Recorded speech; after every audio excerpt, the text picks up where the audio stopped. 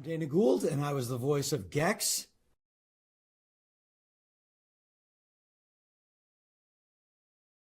Sort of a job hire. This is back in the mid '90s, and I was a young comedian, and I was pretty hot in the business. And it was funny. This was a time when video games were branching out and bringing in show business personalities for voices. It was new. And there was an article in Variety or Hollywood Reporter I have somewhere in my garage still, where it's comedians are finding a new platform in cyberspace. And they asked if I wanted to be the voice of this character, Gex. And then I developed the character basically parallel to my stand-up persona.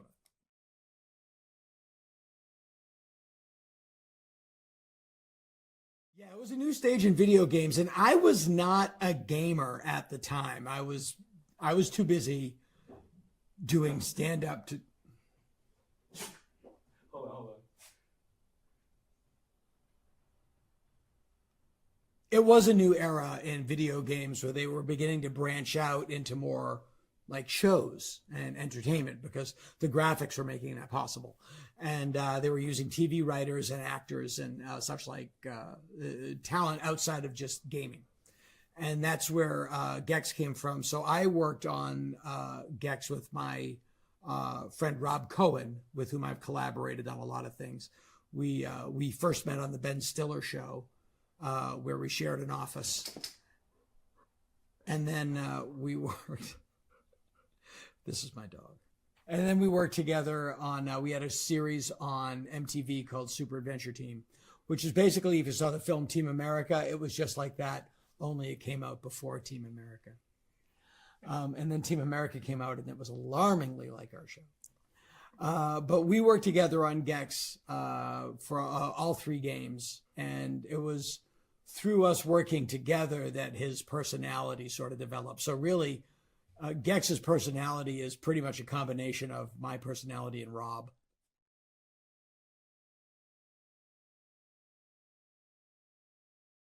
Right, and that was mostly it. That was pretty much what it was. Here's a guy, we want him to be funny, and we want him to have pop culture references, but that was it. So in terms of the voices and the different things that he would do, there's a lot of Johnny Carson in it. That was all me and Rob. That was all us basically sitting in the office riffing. And it was also heavily influenced by Mystery Science Theater. Like, what would Joel and those guys do in a video game? How would they comment on a video game in the way they comment on a movie? And that wasn't even intentional. That was just our world at the time. Those were our friends. So we didn't even think about it. It was just, that was the well from which our water came, you know? Like, it was a lot like Mystery Science Theater. This is how it was heavily influenced by MST3K. Is, I'm not going to spoon feed you everything. If you don't get this joke, that's fine. There's another one coming. As Joel says, Joel Hodgson says, not everybody will get it, but the right people will get it.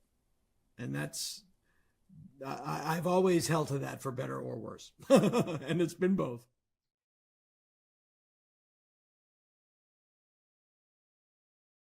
Crystal Dynamics was the first company that created GEX, that had the idea for the character and created the game. And then once they had the game sort of mapped out, they approached me to sort of give this character a life. They either approached Rob, and then Rob told them about me, or they approached my management company, which at the time was called Campbell Martin, and they approached me, or they knew me, and everybody else came after it. Because they were located in the Bay Area and I had a big following in the Bay Area, the latter is the most likely, I think. They were in Silicon Valley, and I've always had a big following in San Francisco. I used to live up there. I was on the radio a lot up there. I have a big following up there. I still do, knock wood. And so that's probably what happened. The thing I remember is they flew me up to Crystal Dynamics up in Silicon Valley, up in, I think it was in San Leandro. I could be wrong, one of those towns. And, you know, I'd been in the business, you know, I'd been on TV. I just thought it was so cool that they were flying me up to record this stuff. And here's the thing. I do this stuff all day anyway. If I'm in the car by myself, I am talking to myself. I am singing to myself. I am telling jokes out loud to myself. I'm rehearsing tweets, you know, like whatever I get going. When I'm alone, I'm a monomania. I'll just keep going. And so to this, it was literally effortless. And that's the thing that's either good about the story or bad about this story. It's like, to me, this was utterly effortless. It's what I do for fun. It was a good fit for me in terms of being the talent, quote unquote. So going into the booth, it was just a little more formal, and you did have bumper guards because you had to make it age appropriate. And that was something I tried to be aware of.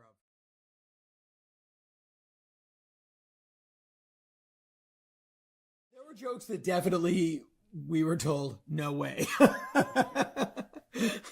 One in particular, and I don't know if this might have been the second game, but he's on a raft, and one of the levels is that he has to fight these crabs that are trying to get him. And the joke was, as Johnny Carson, I haven't seen this many crabs since Elkie Summer's hot tub party. And that was a flat no.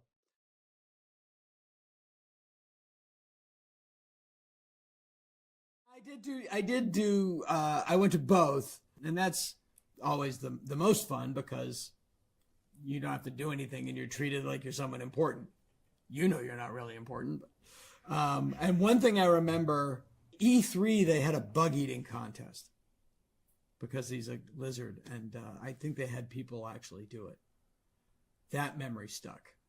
But it was, I think it was because the character was funny and was genuinely funny. I mean, they did a really smart thing that they didn't hire their funny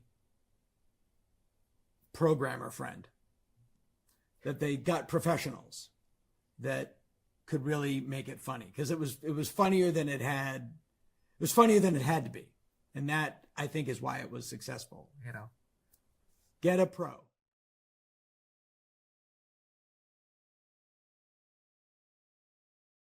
You know, you look at the time and you're like, oh my God, it's in 3D. How did they do that? The trick was finding a way to incorporate that into the game and how to make him funny and comment on the fact that he was now in 3D, and to make it work, to make it a reason to be in 3D. It was not unlike the Treehouse of Horror episode where Homer became 3D. Austin Powers was super big at that time, and he had a very kind of visual reference to that. You know, I think he wore a cravat or something, and it was very, to use a $2 term, zeitgeisty. It was very zeitgeisty of the time, but I love that I could. It was a good fit for my skill set. You know, it was just one of those things that worked really well.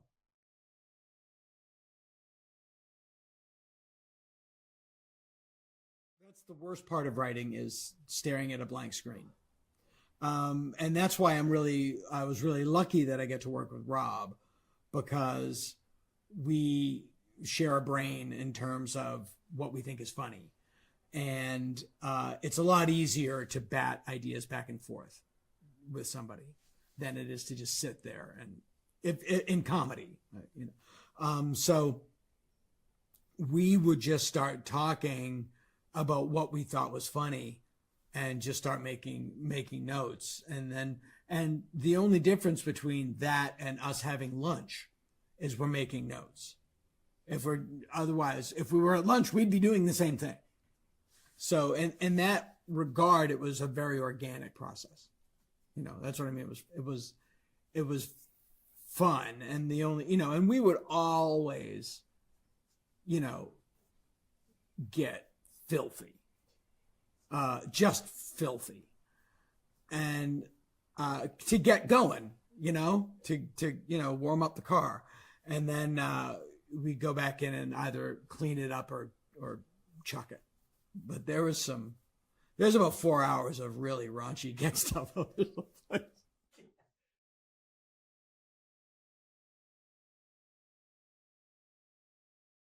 I love it. I'm very proud of it. I mean, I because it's one of those things that really snuck up on me. I have things in my career that kind of you just work and then you hit something like you write on a bunch of shows on Simpsons and that kind of hit, and on Parks and Rec and that kind of hit, and on my own show Standing Against Evil, and that did okay, but it was my own show, so that was big. And then so you work on all these things and then you do a bunch of stuff in between. But then GEX is this thing that I had not a ton of involvement in terms of, I had no involvement in terms of the character design or the game design.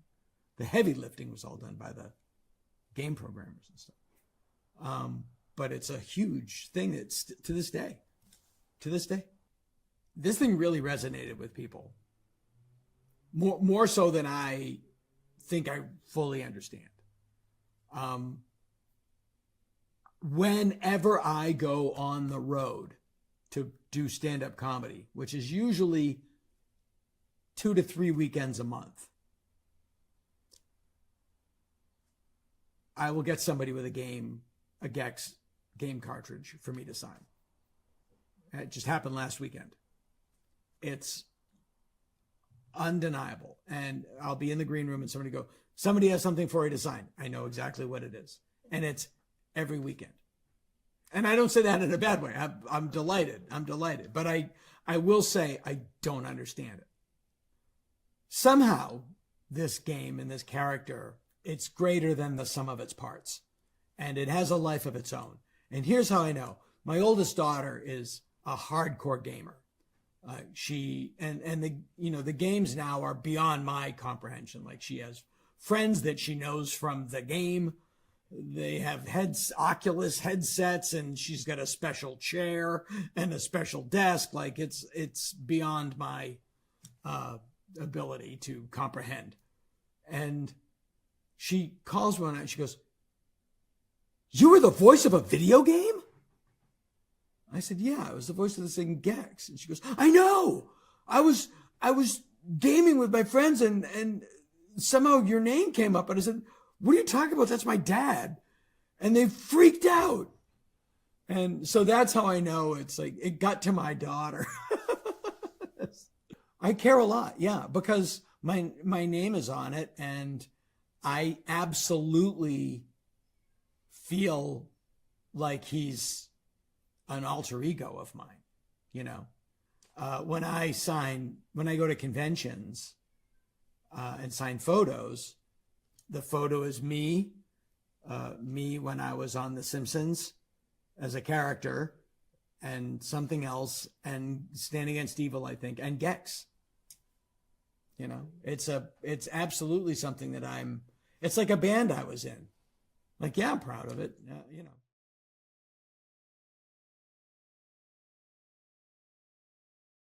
Bob goes into this video store, I think in Toronto, and he says, "Do you have the video game GEX, the gecko lizard?"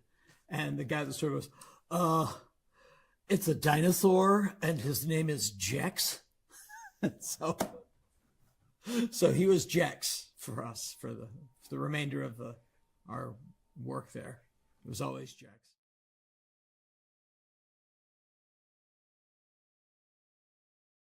I'm grateful that people love the game and that they love the character. And my assumption is, keep playing it, keep buying it, and more will come.